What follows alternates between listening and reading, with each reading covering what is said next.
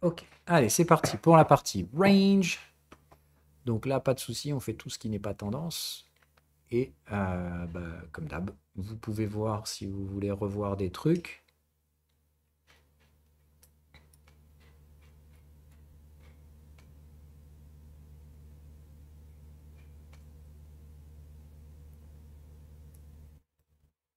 Sinon, on cherche au hasard. Bon, normalement, des ranges, ça doit pas trop manquer en ce moment. Alors, de base, les commodities, hein, rappel, c'est souvent des ranges.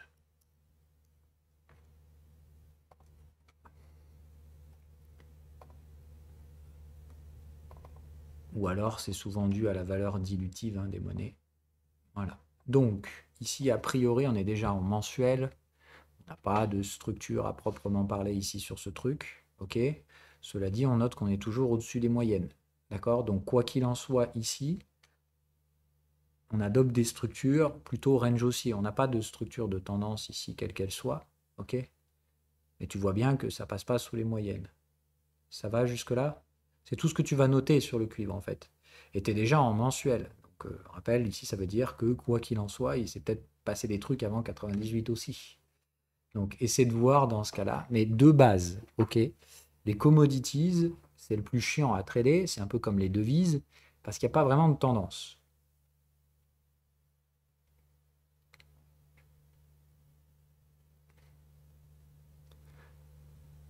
Donc, évitez de faire ces trucs-là, ok? Quand vous avez des trucs qui ressemblent à des ranges haussiers, mais qui n'ont pas de structure tendancielle, je vous rappelle, donc vous pouvez avoir des ranges haussiers qui précèdent des tendances. Dans ce cas-là, on parle de séquence alternative. Ça veut dire qu'il y a vraiment des règles à respecter. Le fait d'être toujours au-dessus des moyennes en est une, d'accord? Mais il y a aussi retracer jusqu'à un niveau de breakout et des trucs comme ça. Là, tu vois bien que s'il y avait eu un niveau de breakout éventuellement, si tu voulais appliquer la séquence alternative sur le cuivre, il aurait fallu retracer à 0,87. Or, ici, ce n'est pas le cas. D'accord? Donc ici, tu ne peux pas appliquer les structures de tendance alternative, mais tu vois bien que ce n'est pas neutre, ce n'est pas un range, puisque ça reste au-dessus des moyennes. Est-ce que ça... Voilà, pour moi, c'est tout ce que vous devez être capable de lire tout seul. De voir qu'il y a quand même ici une composante plus haussière que baissière, mais il n'y a pas d'éléments qui peuvent justifier une tendance alternative. Donc, par défaut, vous allez trader ça comme du range avec une composante haussière. Ça veut dire essayer de ne pas trop vendre dans ce range, essayez plutôt de vous poster acheteur. OK? Ça va pour tout le monde? Ou pas?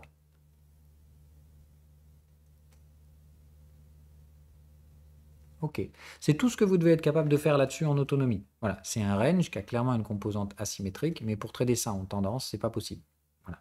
Donc c'est probablement, hein, le signe que ça range sur des UT plus larges. Ça, j'espère que vous l'aviez compris, d'accord? Mais voilà, ici, il manque de l'historique, hein, sur le cuivre. Ça existait avant 99. Donc voilà, là, c'est plus qu'il vous manque probablement des éléments de lecture. Euh, Est-ce qu'on arriverait à avoir un peu plus d'historique là-dessus, là? Donc, de toute façon, rappelez-vous, à partir du moment où vous arrivez sur le trimestriel, d'accord, ça veut dire qu'on est sur des trucs qui existent depuis plus de 20 ans, d'accord? 20 ans d'historique et plus, on est généralement sur ce qu'on appelle des tendances séculaires, ok? Donc, tout ce qui est séculaire, par définition, ça va être relativement compliqué à structurer, parce que sur 20 ou 30 ans, c'est souvent qu'il y a de la valeur, ok? Et ici, c'est là où vous allez vous écarter de la structure technique des prix, vous allez plutôt entrer dans les fondamentaux. Ok. En soi, le prix du cuivre, à court terme, il peut dépendre des structures techniques et ou spéculatives, mais à long terme, c'est souvent sa valeur qui s'exprime. C'est-à-dire quels sont ses réels besoins dans l'économie et quelles sont les offres et supply, enfin quels sont les supply and demand, mais sur des cycles longs, quoi. Ok. Donc, de base, appliquer une stratégie technique sur des commodities, c'est pas ouf. Sur des devises, je vous dis pareil, c'est pas trop ouf, parce que les devises, c'est quand même le marché le plus manipulé qui existe. Concrètement, c'est des gens qui décident ce qu'ils veulent faire de la monnaie. Donc, voilà, compliqué, c'est pour ça que je vous dis éviter en général les comos, sauf quand on a des belles structures, comme Silver et tout ça, mais on traite des flux, hein, sur Silver. C'est-à-dire qu'en fait, on identifie le range le plus large et on traite des flux dedans. OK? Donc, si vous voulez qu'on fasse les flux sur le copper, nos problèmes. Mais dans ce cas-là, on a notre réponse, c'est-à-dire on sait que le range est probablement trimestriel. Ok? Donc, on va présumer de ce range en trimestriel et on va se dire, bon, ok, sont où les zones d'achat? Les dernières zones d'achat étaient plutôt par là, parce que je rappelle, on a une composante astucieuse, donc on va plutôt viser les achats. Ok? Et on va chercher des structures de flux là-dedans. Ok? Et nos flux, donc comme on l'a dit, on va les trouver probablement vers le daily, voire l'hebdo. Ok? Mais c'est souvent ce que je dis, de toute façon, les commodities, elles font des flux en général sur le daily et l'hebdo, quoi. Ok? Donc on va chercher entre daily et hebdo à partir de notre grosse structure. Bon, je monte d'un cran, comme ça au moins on voit la structure plus globale. Du coup, si ça c'est notre point bas extrême, comment on va faire? Alors attends.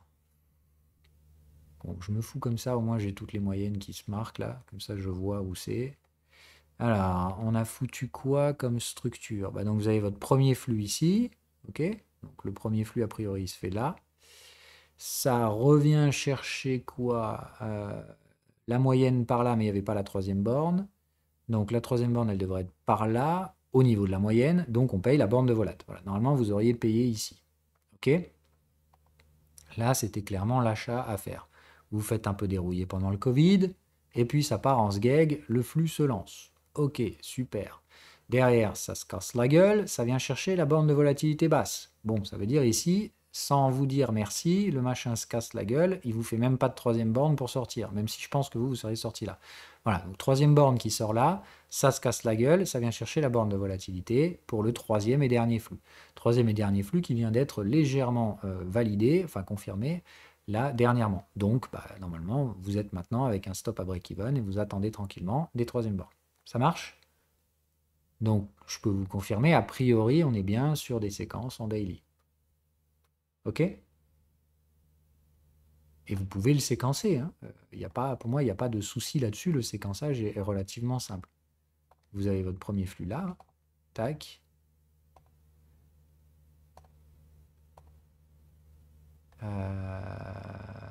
Hop, pardon. Vous avez le deuxième qui part de là, qui se mange une extension qui va jusque là.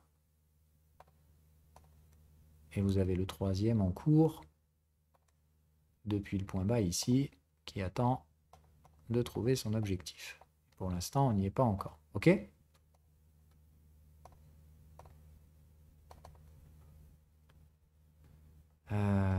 Tac, tac, tac. Donc on va se le mettre.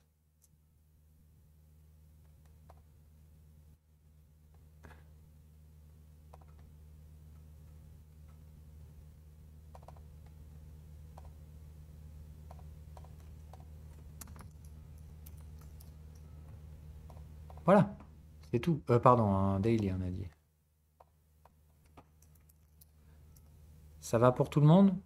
Simple, bête, méchant, voilà. Pour l'instant, on attend que le dernier flux se termine sur les métaux précieux, surtout sur le copper.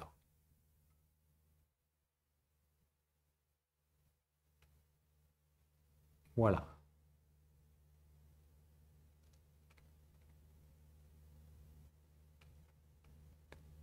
Et attention, hein, le troisième flux, je vous rappelle, il peut être court, c'est-à-dire dans ce cas-là, c'est fini, on fait une troisième borne, ciao, bye bye, on dit merci et silver, merci gold, on s'arrête là. Soit on bourre encore comme des cochons et on attendra les troisièmes bornes plus haut. Hein, voilà. Et attention, pour l'instant, moi je suis plutôt toujours haussier sur les métaux. Je ne pense pas qu'on ait fini le deal. Voilà. Mais peut-être qu'on aura fini, mais c'est une troisième borne qui me permettra d'en juger, pas le sentiment de marché, ou Dieu sait quoi d'autre.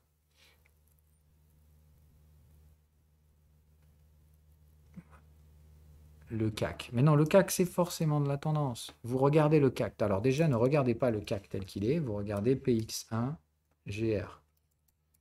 D'accord? C'est-à-dire, vous regardez le CAC comme il ressemble, enfin, comme il devrait être normalement, c'est-à-dire avec dividendes réinvestis, comme le font tous les indices normalement constitués. Donc, bref, voilà. Ça, c'est pas un range, désolé, si vous arrivez à vous en convaincre, vous faites ce que vous voulez. Non, mais non, voilà, je dis le CAC 40, c'est une hérésie de le regarder en tant que tel. C'est le seul indice au monde à faire ça. C'est anormal. Point. Voilà.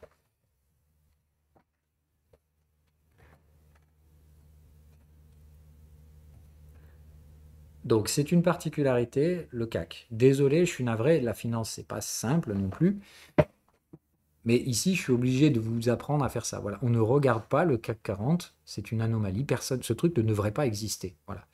On regarde le CAC 40 sous sa forme PX1GR, c'est-à-dire Global Return avec dividendes réinvestis. Et là, bah, on est sur des sommets, donc c'est vente only. On est au-dessus des contextes vendeurs, vous avez des signaux vendeurs, vous devez take profit sur le CAC 40. Voilà, point.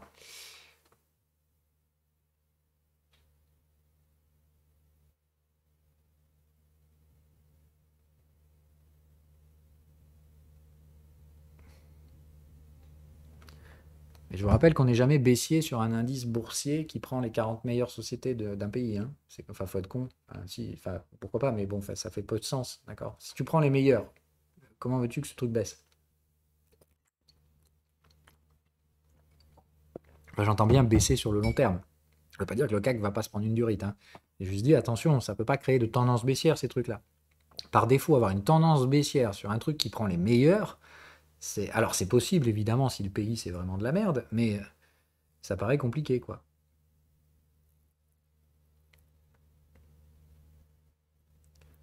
Mais qu'est-ce que tu fous encore en 4 heures? Ou alors tu fais du neuneu. D'accord? Moi j'ai aucun problème si tu fais du neuneu. D'accord? Mais dans ce cas-là, ok pour aller faire du CAC 40, il n'y a pas de souci. D'accord? Si tu es en dessous de l'hebdo, tu peux rester sur le CAC 40. C'est pas forcément gênant, mais dans ce cas-là, tu traites des stratégies de range. Donc dans ce cas-là, ok, d'accord? Tu es bien dans une structure de tendance en daily, tu peux trader les ranges 4 heures, mais tu me traites ça en neuneu. D'accord? En pur neuneu. Ça marche ou pas? Normalement, ça ne doit pas être très très compliqué. Là, tu avais une structure de tendance, donc tu avais une belle troisième borne ici pour faire ce que tu veux. Enfin, tu pouvais la vendre si tu voulais. Tu avais les signaux, hein. Là, tu pouvais franchement y aller. OK. What else? Bah, tu as peut-être un achat là, qui a fait son objectif, la médiane du range, et puis c'est tout, quoi. Et je vois pas ce qu'il y a d'autre à faire là-dedans. Là, maintenant, ça fait un nouveau plus bas. Donc maintenant, si tu continues de trader ce range, bah, tu as les bornes, elles sont là, et puis tu attends, pardon.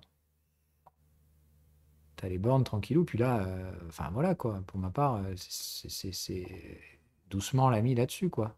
Ok? C'est pas dit c'est sévère, hein. Je dis là maintenant tu attends, si tu veux payer, c'est repli neuneux ici vers les 7 900 points, mais il faut déjà remonter à 7 980.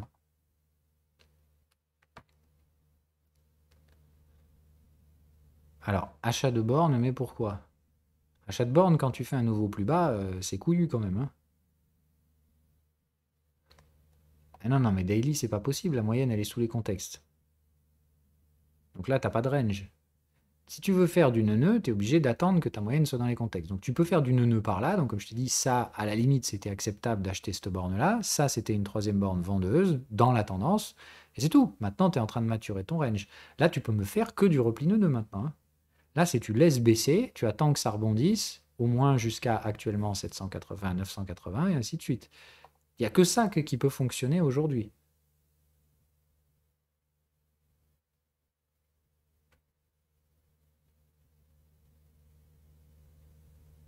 Waouh, tu me fais flipper mais vraiment, tu tords les règles, mais à un niveau, et comment ça, le daily me fait flipper?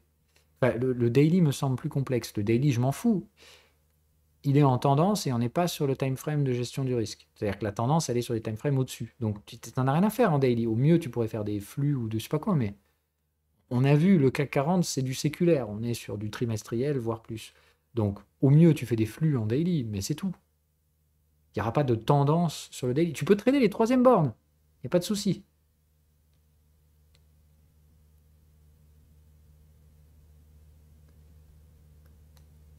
Oui, oui, toujours pour Wyckoff. Donc là, on est d'accord ou pas là-dessus? Sur ton CAC 40, tu peux trader des ranges, mais pas en daily. En daily, il faut que tu renverses ici et que ta moyenne, elle revienne dans les contextes. Et là, tu auras ton range en daily avec une troisième borne, puisque tu as eu une structure de tendance, etc. Donc tu sais que ton CAC, il ne va pas cracher. S'il vient là, il va probablement revenir faire une troisième borne. Et là, tu peux la vendre, celle-là. Pourquoi acheter la borne? Tu sais pas où elle va être. C'est une deuxième borne. À aucun moment je vous apprends à acheter les deuxièmes bornes.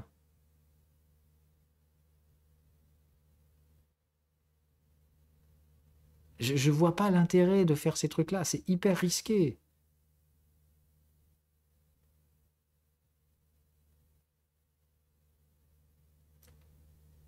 C'est hyper risqué ce que tu fais. Franchement, hein. Enfin, je te le dis honnêtement, voilà. Si tu veux faire des tendances, c'est-à-dire tu veux suivre la tendance, fais des flux.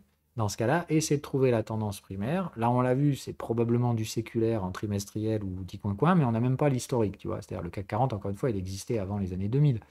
Ah ben voilà, là, oh putain, sur celui-là, on a tout l'historique. Bon, pareil, tu vois bien que ce truc-là, voilà. Et encore, je t'ai dit, ici, ça prend pas les dividendes, donc c'est quand même une honte. C'est-à-dire, sur un truc qui existe depuis les années 90, on a sorti pratiquement plus des trois quarts des bénéfices que versent les dividendes. Donc, ça fait aucun sens. On ne devrait pas regarder ça. On devrait regarder le PX1 GR avec tout l'historique des années 80. Et tu verrais que du coup, c'est une tendance séculaire, probablement de trimestriel, voire annuel. Donc, tu cherches tes flux en daily, en hebdo. Tu vois bien que le point bas majeur ici, on va dire que c'est le début du cycle des années 2000, et voilà, et tu retrouveras ta séquence de flux habituelle là-dedans. Ça, c'est OK. Si tu veux trader du range, sinon, bah, attends d'avoir des ranges. Mais là, tu me fais un espèce de mélange de stratégie, de tendance, de machin, etc. Ce que tu as fait en 4 heures, c'est très bien. D'accord. Si tu as pris cet achat-là, pouf, tu as été take profit, rapidos, ou en tout cas, tu n'es pas passé loin du take profit. Et puis voilà. Mais tu as été au moins validé, donc ton stop, il était à break-even, enfin, il était sous le point bas et tu t'es fait stopper si tu étais à l'achat. Donc là, c'est soit tu as pris un stop loss, soit tu as pris ton take profit là-dessus. Si tu n'as pas pris le take profit parce qu'on est passé proche, mais pas assez pour toi, parce que je peux comprendre qu'ici, ton take profit, il était un tout petit peu plus haut à 8080, et dans ce cas-là, too bad. Sorry. Tu t'as pas été pris, ça va chercher plus le stop loss, ça arrive, c'est pas grave. Pas pleurer. Mais par contre, tu peux pas renchaîner ici à l'achat en mode je sais pas ce que je fais, mais j'y vais. Là, c'est laisse tomber, attends que ça remonte à 790, tu feras une borne. Il faut tenir des clôtures, hein. C'est-à-dire, il faut remonter, comme on avait vu, voilà. D'accord. Il faut vraiment faire une borne nœud, et tac, tac, tac. Ok, c'est tout. Non, le daily, il n'y a pas de. Ça me semblait cool. Ton daily, il est à la hausse, donc il n'y a pas de range. Il faut d'abord neutraliser ton daily pour que tu puisses passer sur un range daily derrière. Et j'y verrai aucun inconvénient quand ce sera fait. Pour l'instant, c'est pas fait. Donc, arrête d'essayer de tourner les boutons pour essayer de créer des trades. Tu peux pas. C'est chiant d'avoir des contraintes, je sais, mais c'est comme ça que tu survivras dans les marchés.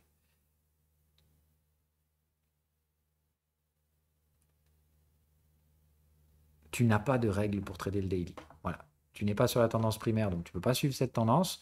Tu peux éventuellement le trader en tant que flux si tu as une tendance trimestrielle, ce qui est le cas sur le CAC. Donc, ok, mais c'est du flux. Voilà. Ok. Et le flux, ça ne se structure pas forcément avec les contextes, ça se structure avec les bornes de volatilité et les moyennes.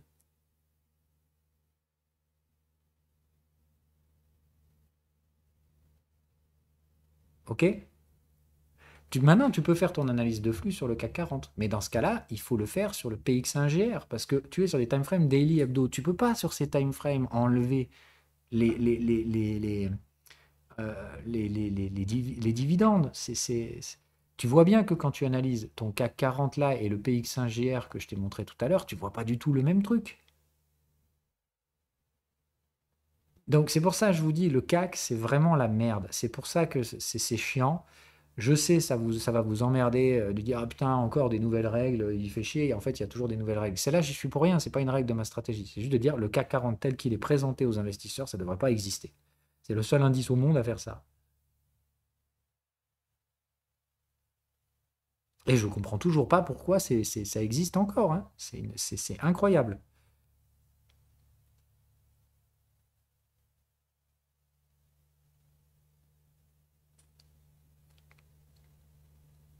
Alors, on peut traiter les flux en tendance.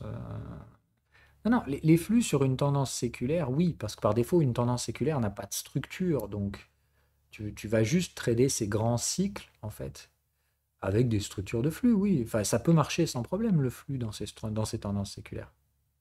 Puisque de toute façon, tu peux rien faire d'autre. C'est plus de dire, à défaut, vu que tu ne peux pas séquencer ces tendances, le moins mauvais que tu puisses faire, c'est des flux, oui. Enfin, moi, je vois pas d'inconvénient à faire des flux dans les tendances séculaires. Ça me gêne pas du tout. C'est bien, bien mieux que d'aller me créer des tendances qui n'existent pas, hein.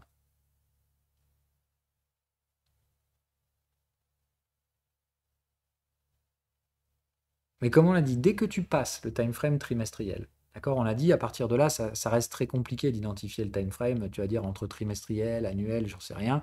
Tu sais que dans ce cas-là, dans tous les cas, tes flux ils sont entre le daily et l'hebdo. Ok. Donc ça va être des flux très lents, très chiants à gérer. Enfin, il faudra être patient. Un flux en daily, ça met plusieurs années à se délivrer. Donc là, pareil, il faut être patient, il faut investir in kind, pas d'effet de levier et tout ça, tout ça. C'est du swing, quoi, en fait, on va dire. Un gros swing même. Ok?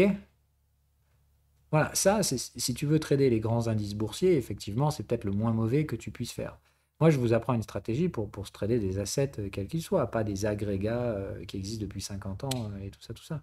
Et dont les composants ont changé, parce que c'est ça le plus fou. C'est que tu prends les composants du CAC aujourd'hui, ils n'ont rien à voir avec les composants du CAC des années 80. Et pourtant, toi, tu présumerais d'analyser la tendance de ce composite. Ça n'a pas de sens, tu vois, on est d'accord.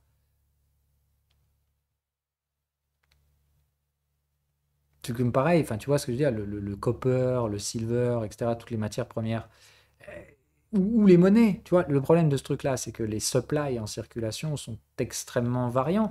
On en mine une partie, puis après on les détruit, il y en a une partie qui est recyclée, tu vois, enfin, c'est compliqué en fait de considérer le copper comme un actif boursier, enfin comme un actif financier. C'est une ressource dont le prix varie en fonction de l'offre et de la demande. Dans ce cas-là, bah, comme on l'a dit, tu vas analyser. Il y a peu de chances qu'il y ait des tendances dans ces assets-là. La plupart du temps, tu vas avoir des flux, des structures un peu chiantes. Il n'y a pas vraiment de construction de valeur sur ces acteurs-là. Par contre, tu appliques ma stratégie sur des actions, là, tu vas t'amuser. Là, ça marche très bien.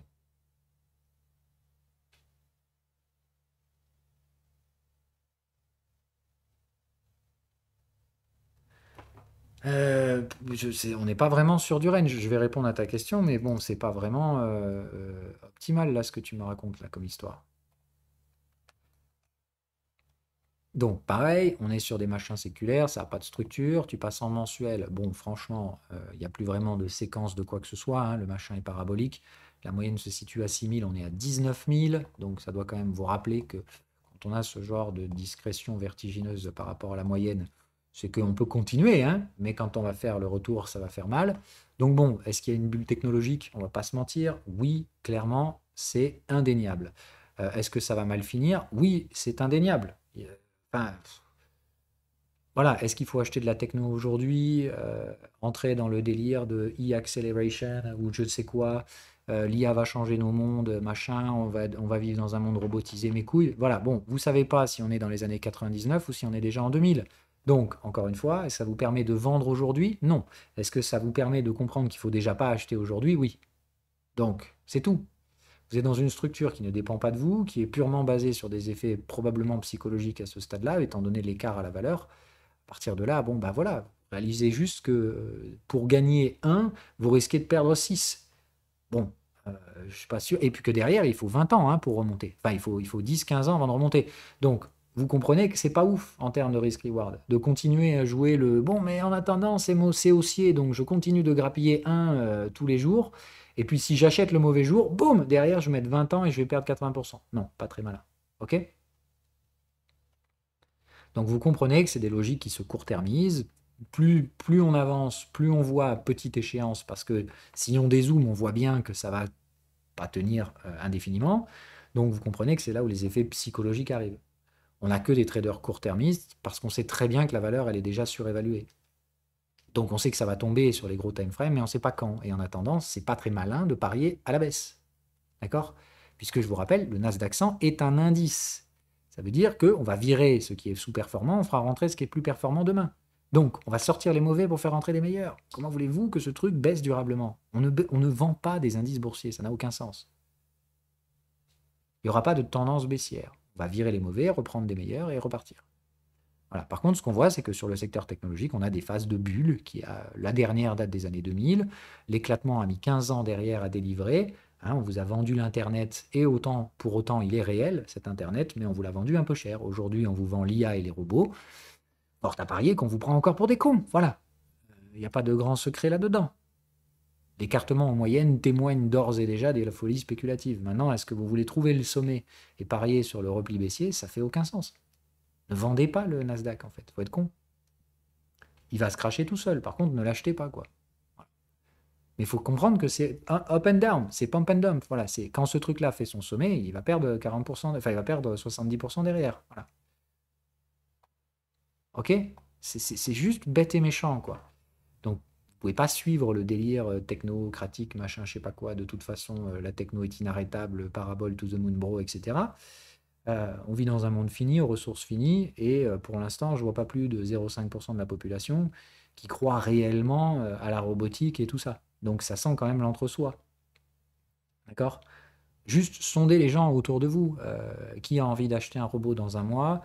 Qui utilise l'intelligence artificielle tous les jours pour faire de nouveaux machins? Non, bah en fait, c'est une petite niche de gens qui utilisent, hein, certes, et j'ai pas dit que la technologie était fausse, j'ai juste dit que c'est pas adopté. Donc, encore une fois, on vous vend des rythmes de croissance qui n'arriveront probablement pas avant des dizaines d'années.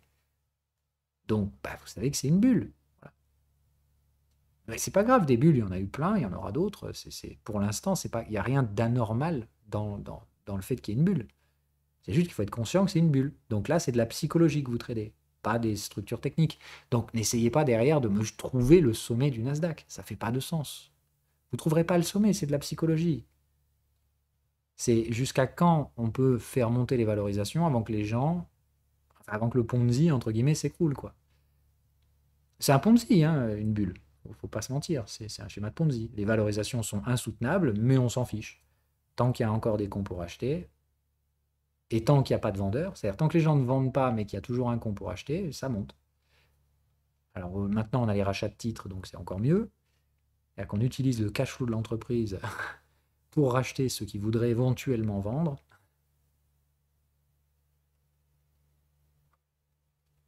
Donc attention, voilà, tout ça, encore une fois, c'est documenté. On sait très bien que les rachats de titres en fin de cycle, ça accentue la hausse, mais ça va accentuer la baisse aussi. Voilà, je ne vous refais pas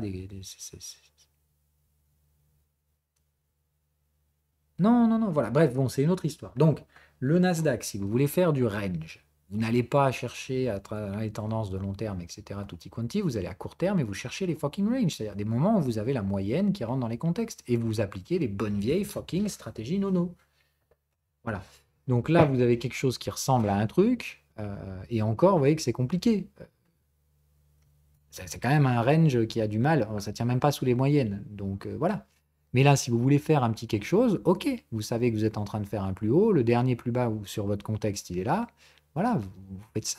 Là, pour l'instant, vous n'avez que ça à faire, quoi. Ok?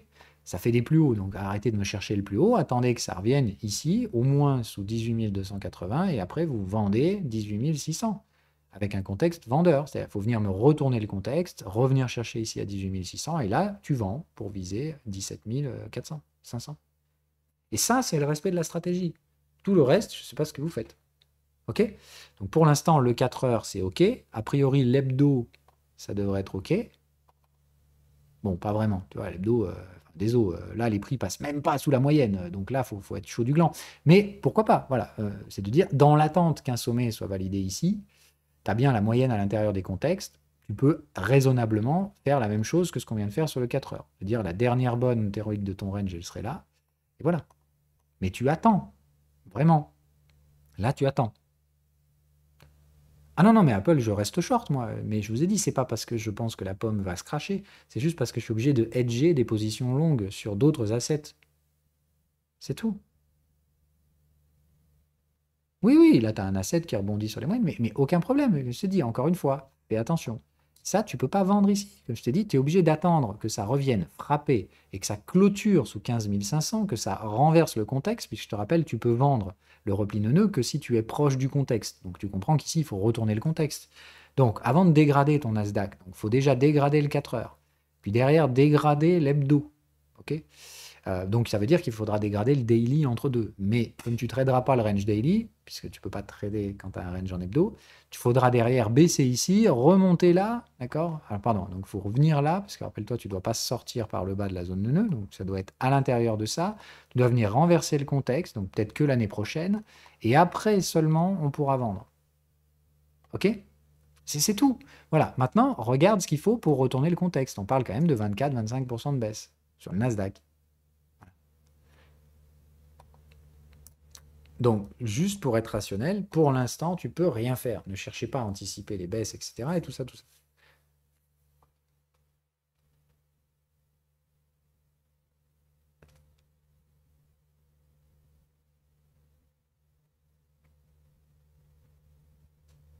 Moi, je dit, je ne pense pas du tout qu'on va cracher. Je pense que le Nasdaq, il va plafonner complètement pendant quelques mois, trimestres, que les small et mid, elles vont enfin commencer à performer, que le CAC, enfin, que le CAC, DAX, tout, Nasdaq, S&P, tout va plafonner pendant quelques mois, qu'on va se rendre à l'évidence qu'en fait, merde, c'est la stagflation, c'est-à-dire que petit à petit, là, les délires irrationnels de l'IA et tout ça, ça va commencer à se péter la gueule. Euh, et voilà, que bah, regarde Apple, je sais pas combien ça vaut encore aujourd'hui, regarde la keynote d'hier, c'est vide, il n'y a rien dedans, putain, mais c'est nul. C'est nul à chier, quoi. Il n'y a plus d'innovation, il n'y a plus rien, donc ça vend pas vraiment du rêve aujourd'hui, la techno, hein. Enfin, ça vend surtout un futur hypothétique, là, plein de robots et d'IA, mais enfin, franchement, la réalité physique, c'est que là, on a des grosses entreprises de la tech qui faisaient des marges de fils de pute pendant les 2 dernières décennies, qui sont en train de dépenser des centaines de milliards dans des puces électroniques pour faire de l'IA, qui rachètent des data centers, etc. C'est-à-dire qu'ils sont en train de se mettre des vraies dépenses qui sont en train de grignoter toutes leurs marges. Donc là, moi, je vois surtout des gigapuissances qui sont en train de faire la connerie d'acheter du matériel pour faire de la recherche dans l'IA, etc. Ça commence à rogner leurs marges et ça va se voir dans les résultats, hein. C'est tout ce que je veux dire, hein. Voilà. Donc c'est bien beau d'acheter des puces à Nvidia, mais ça a un coût. Ça rogne sur les marges. Voilà. Derrière, tu ajoutes l'inflation, ça va aller vite. Ça va grignoter tous les cash flows des entreprises qui font le jeu de l'IA. Elles vont s'écrouler derrière, et puis voilà. Enfin, pour moi, c'est la base, quoi. Elles vont se transformer en fournisseurs d'infrastructures, tout comme l'a fait General Electric après avoir éclaté sa bulle. Voilà, c'est le classique. En fait, c'est un cycle qui se répète, d'accord? Mais c'est un macro-cycle, voilà. Donc, vous avez des entreprises innovantes, puis après, elles n'arrivent plus à générer leur marge, donc elles se transforment en fournisseurs de services, et puis ça ne marche plus, donc elles se transforment en fournisseurs d'infrastructures. C'est exactement ce qui se passe aujourd'hui avec les Microsoft, les Apple, etc. Elles sont en bout de cycle, elles vont se faire démonter parce que c'est impossible de générer des marges de 30% sur de l'infrastructure, et vous allez le voir dans le prix, ça va se voir très vite aussi. Ça va mettre 10 ans à se dégonfler, mais plus jamais on reviendra sur les valorisations d'Apple et tout ça. C'est General Electric en puissance. Et ça va, c'est pareil pour Microsoft, hein. Ils sont tous en train de dépenser un pognon astronomique pour acheter des data centers bourrés de puces IA. Je vous garantis qu'elles ne vont pas mourir, ces entreprises, hein. General Electric existe toujours, mais par contre, le business model, il change. Et la valorisation boursière aussi.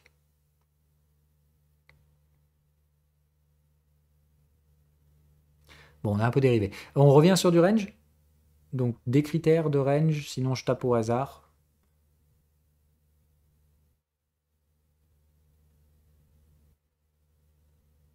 XMR, on l'a vu tout à l'heure, c'est carrément un range de ouf.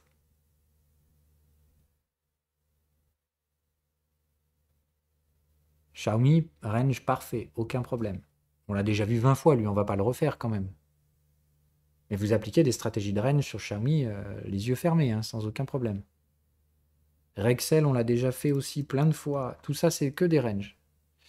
Euh, voilà, donc Rexel, on était sur le breakout des ranges. Voilà, ça c'est pareil, c'est très bien, prenez-le, quoi.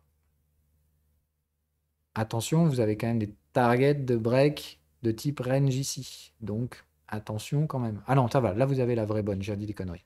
Donc là, ok, c'est pas mal, ça passe. On sort bien du range, vous avez le point bas volatile, ça, enfin franchement, si vous ne faites pas de suivi de tendance, cassure de cycle, voilà, pour moi, tout est là. Ça, c'est le cas académique de suivez. Pourquoi vous vous opposeriez à ça?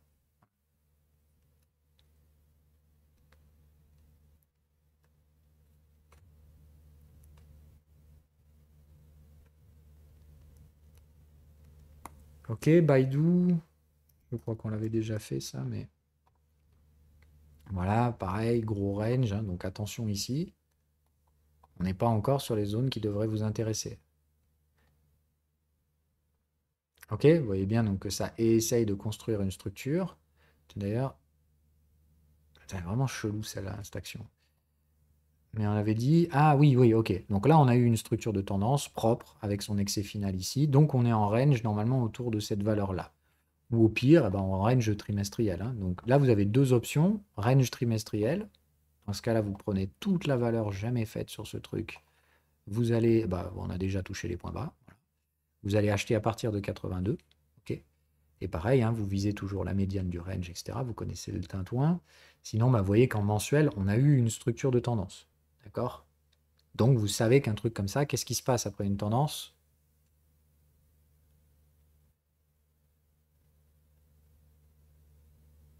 Ah oui, range, mais il y a toujours une troisième borne de range. Donc là, vous avez eu une structure de tendance et je ne vois pas de troisième borne, moi. Alors là, peut-être, si on considère... Enfin, l'algo, lui, il considère qu'on n'est pas monté là-haut, hein, d'accord? Vous voyez qu'il n'a pas décalé les contextes. Moi, je pense que ce truc-là, il remontera au moins à 230 avant de faire quoi que ce soit. Venir chercher une troisième borne, quoi. Et à défaut, vous faites du neuneu, hein, voilà, clairement, là-dedans, il n'y a pas de souci. Je veux dire, moi, si vous faites le neuneu entre ces zones-là, ça ne me pose aucun problème. Au contraire, ça me paraît même plus adapté de faire ça.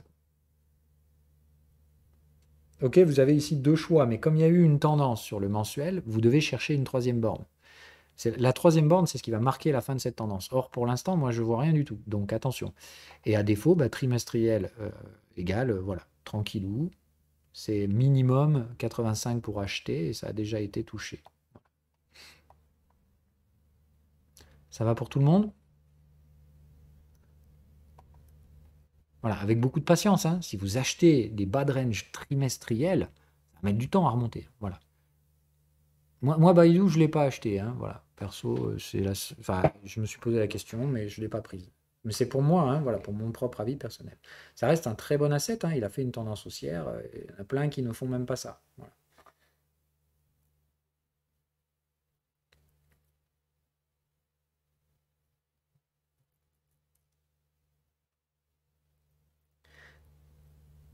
Si, si, je te parlais tout à l'heure, d'accord, de dire, là par contre, tu as retourné les contextes. Si tu considères ça comme une troisième borne en disant, on n'a pas vraiment fait de nouveau plus haut, on n'a fait qu'une mèche, dans ce cas-là, tu traites du neuneu. Voilà. C'est ça que je te disais. Je ne sais pas si c'était clair ou pas. Maintenant, si tu considères qu'on a fait un nouveau plus haut ici, bah, comme je te dis, tu ne peux pas encore trader neuneu. Tu vas attendre qu'on vienne faire une troisième borne à 231 et après tu fais neuneu. C'est plus clair comme ça? Celui-là, je t'avoue, clairement, c'est pas facile à trader ça, hein. Je te le cache pas non plus. Parce qu'effectivement, là, c'est emmerdant. En mensuel, on a eu une tendance et on ne sait pas si on va avoir un range trimestriel ou pas. Moi, je n'aurais aucun problème à défendre les deux solutions. Donc, soit vous appliquez le range trimestriel, soit vous appliquez la fin de tendance mensuelle, donc l'installation de la valeur sur la zone terminale. Et dans ce cas-là, on ne revient pas chercher les niveaux ici, hein. Enfin, c'est de dire, il y a eu extraction haussière avec tendance au-delà de la zone des 30 dollars, ça ne doit plus jamais y retourner. Voilà, terminé. D'accord. S'il y a eu tendance, on ne revient pas chercher le niveau de la tendance. Et là, il y a eu tendance, hein, avec breakout, pullback, excès final. Donc, tendance, déplacement de valeur, on ne revient pas à la zone A.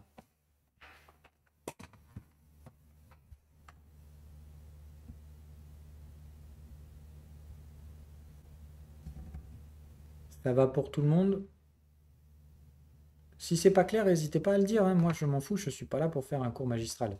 C'est euh, c'est pour vous, hein. Voilà. Ok. Autre chose?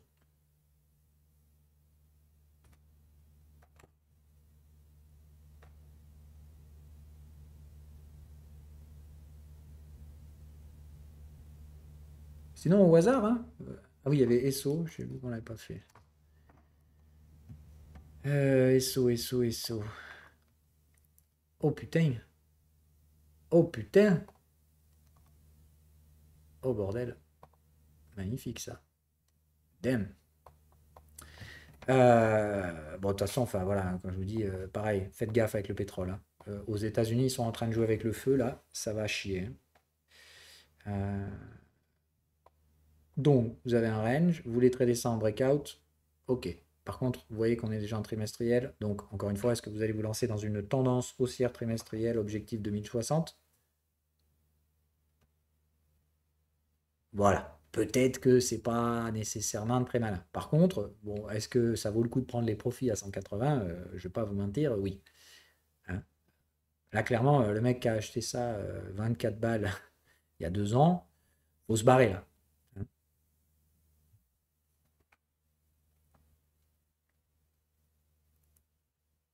Enfin, moi perso, je ne traderai pas un breakout trimestriel. Voilà. Donc, bah, haut de range, prends tes profits. Voilà. Ok? T'as regardé, on peut en analyser une autre, celle que moi j'ai à la place, Morel. Voilà, ça, tu peux pas faire mieux hein, comme range. Donc, vous avez capté le truc. Ok, c'est la même chose, on est sur les mêmes time frames, trimestriel, machin. Voilà, la prochaine à vous faire un truc de ce genre, c'est Morel, quoi. Et pareil, hein, moi, Morel à 16 balles, si les mecs ils se secouent la nouille pour l'acheter, moi je leur donne, hein, avec grand plaisir. Et vous voyez, c'est la même chose, hein, tu viens faire un bottom en 2022, là, vers du 2-3 balles, et ça monte à 15-20 derrière, et ça va vite, hein. Ça peut se faire en 2-3 mois.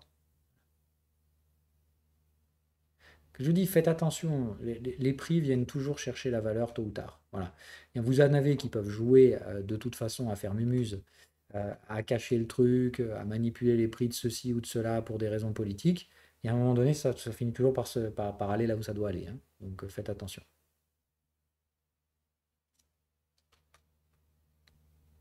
Fusion Group, je ne connais pas. Fusion Group. C'est Vision Group. Ah non, Fusion Group. Vu. C'est tout jeune ça. Et c'est volatile, bordel de merde. Oui, bah écoute, si vous voulez, hein, pourquoi pas. Pour l'instant, ça aurait pu breaker là-haut, ça veut pas. Mais t'avais pas de signaux. Ah si. Bon là, si vous avez tradé un breakout, là, vous avez des stops là, et vous priez pour que ce soit qu'une accumulation, hein. Si vous voulez trader ça en accumulation, pour ma part, c'est ok, hein. Vous avez le range mature, let's go, hein. Donc, voilà, hein, ça a priori, non, l'accu c'est mort. Déjà en train de se faire dégommer. Donc l'accumulation, ça sent pas très bon là. Enfin, il faut pas clôturer cette bougie-là comme ça. Donc, vous avez 4 heures pour remonter ça à 144 pour que ça reste une accumulation. Et dans ce cas-là, aucun problème pour trader un breakout vers 160 sur cette valeur. Et sinon, vous faites du neuneu.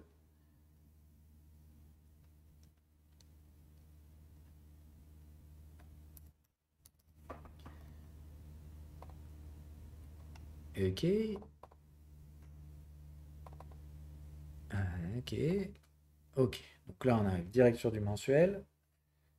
Donc là, a priori, vous aviez rien à faire avant. C'est pas assez. Oui, oui, là, il faut que ça monte à 23, 24. Et là, vous auriez pu faire une belle borne vers les 13 et quelques. Or là, ça marche pas. Ok? Donc, nope. Moi, je vois rien à faire là-dessus, désolé. N'achetez pas des trucs qui baissent en pensant que ça va rebondir pour des raisons hypothétiques.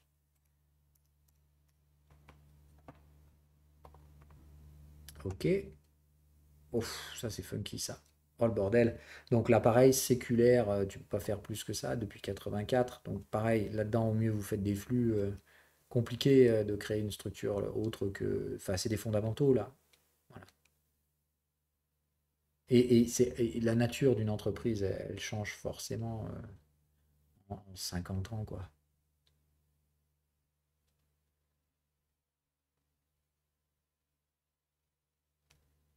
Ok?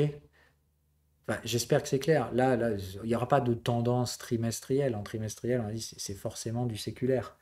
Donc là, à ce niveau-là, c'est plus la technique qui va parler, c'est forcément les fondamentaux. Donc là, laissez ça de côté. Voilà. La technique a aussi une limite, quoi. D'accord? Au-delà du trimestre, enfin, au-delà du mensuel, l'aspect technique du marché, il laisse clairement place aux fondamentaux, quoi.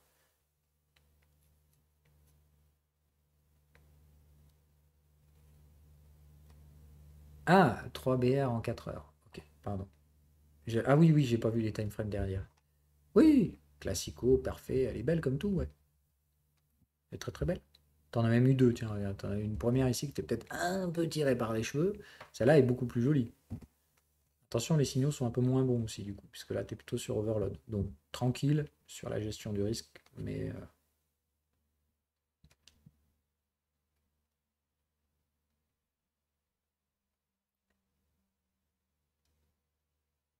Après, comme je l'ai dit, les troisièmes bornes, il faut vraiment voir ça pour dire, vous savez que vous êtes contre une tendance, d'accord? Et vous tradez sur la zone où les autres vont prendre des profits. C'est tout. La troisième borne, c'est apprendre à prendre ses profits, en fait. Donc, la troisième borne ici, c'est surtout pour ceux qui étaient à l'achat. Vous savez que sur ces zones-là, il faut apprendre à take profit, ou arbitrer, ou voilà. Et si vous voulez les trader, ces troisième bornes, elles sont très safe, hein. Une fois de temps en temps, vous allez vous manger un squeeze, ça arrive, mais la plupart du temps, vous allez prendre des petits gains faciles à faire avec du 3BR, hein. C'est, pour un trader opportuniste, la troisième borne, c'est vraiment un cadeau, quoi. Évidemment, vous êtes contre tendance, donc vous verrez toujours les mecs de la tendance vous dire que vous êtes fou, etc. Et pourtant, ça marche très bien, hein. Enfin, moi, perso, j'ai fait beaucoup de pognon avec ça, hein. Et les suiveurs de tendance, ils me chiaient dessus à longueur de temps. Genre, mais qu'est-ce que tu fais, Phil? T'arrêtes pas de vendre un marché qui monte. Ouais, bon, enfin, en attendant, je prends des sous, hein. Toi aussi, tant mieux. Tout le monde est content. Enfin, chacun sa stratégie, quoi.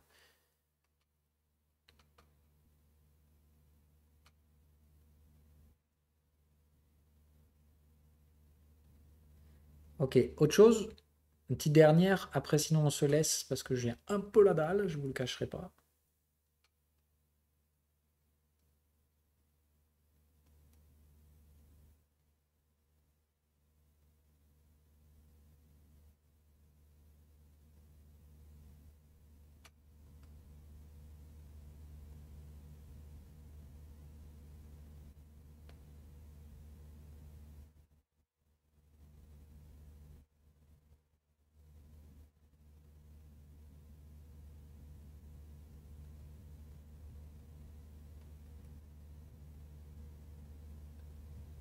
Ah oui, alors, donc Tencent, c'est un peu particulier. Euh,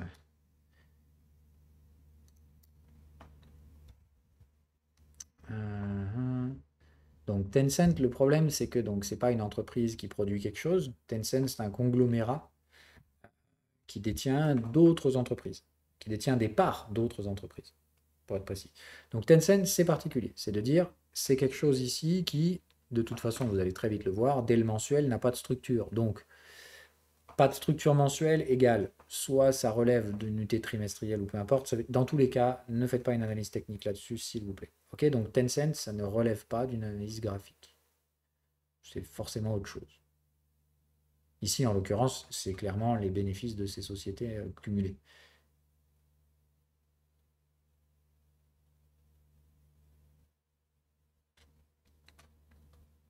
Ok, donc Tencent, vous n'avez pas de réponse graphique.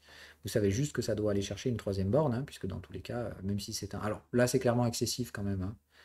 Bon, ça se normalise un peu sur la fin. Donc tranquille quand même sur Tencent, s'il vous plaît.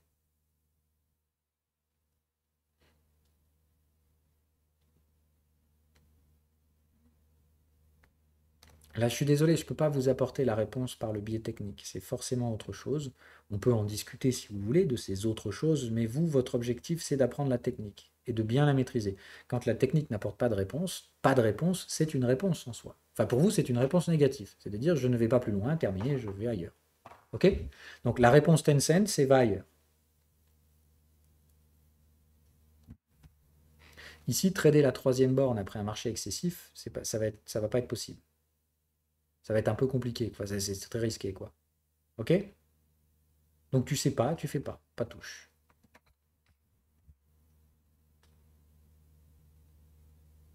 Ok, c'est bon pour tout le monde? On peut se laisser là?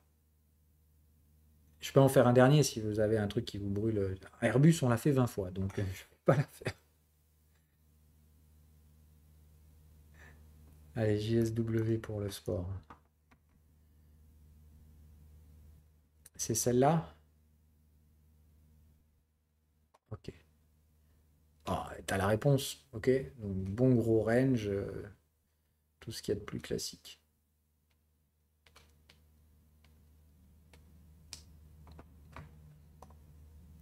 Donc là, moi, je sais pas si je prendrais ça en compte ou pas. Moi, pour l'instant, je le passerai peut-être et je resterai là-dessus en mensuel. Voilà, donc là, tu as a priori un très bel achat si ça va taper 20 balles. Voilà, à 20 balles, ça s'achète sans problème avec un stop du coup bah, zéro, hein, vu la taille du canal. Voilà, donc c'est plutôt dire vendre ce truc-là 20 balles, c'est pas très malin. L'acheter 20 balles pour essayer de viser un petit 80 éventuellement, ça par contre c'est mieux.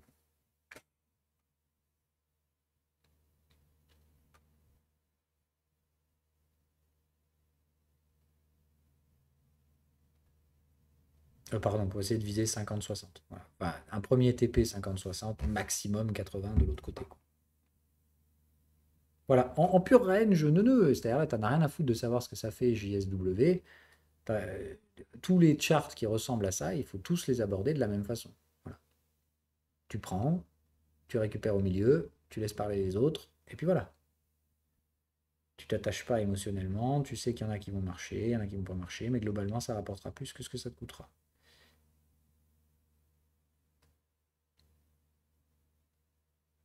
Voilà. Ok? Allez, donc on fait attention, s'il vous plaît, encore une fois, avec les machins qui ne sont pas des tendances, qui sont des outrageuses bulles spéculatives ou des macro-cycles sur des entreprises qui sont clairement aujourd'hui en train de chercher un plafond et quand elles vont le trouver, vont manger 20 ans de pertes derrière. Donc arrêtez de suivre ces gens qui vous disent qu'il faut acheter les gros parce que de toute façon, il n'y a pas d'alternative. Ce sont des trous noirs, e-acceleration, etc. C'est-à-dire comment arriver à justifier des structures paraboliques qui n'ont jamais eu lieu dans le passé aussi loin qu'on puisse avoir des traces de l'histoire humaine, si ce n'est avant des effondrements. Donc, vous savez qu'il y a deux choses, soit on va avoir une parabole avant de s'effondrer, d'accord, soit ils vous prennent pour des cons. Et l'histoire tente à prouver que c'est souvent le second. Donc, ne rentrez pas dans leur délire de j'achète des LIA très chers et des trucs comme ça. Ok? Laissez le délire à ceux qui sont dedans, mais n'achetez pas les valorisations dans la folie là. Ok? Donc on achète plutôt des boîtes terre à terre, des bons vieux trucs boring, du range, etc. Et ça vaut beaucoup mieux que d'acheter des bulles pour pouvoir se gargariser sur les réseaux. Allez, ciao ciao!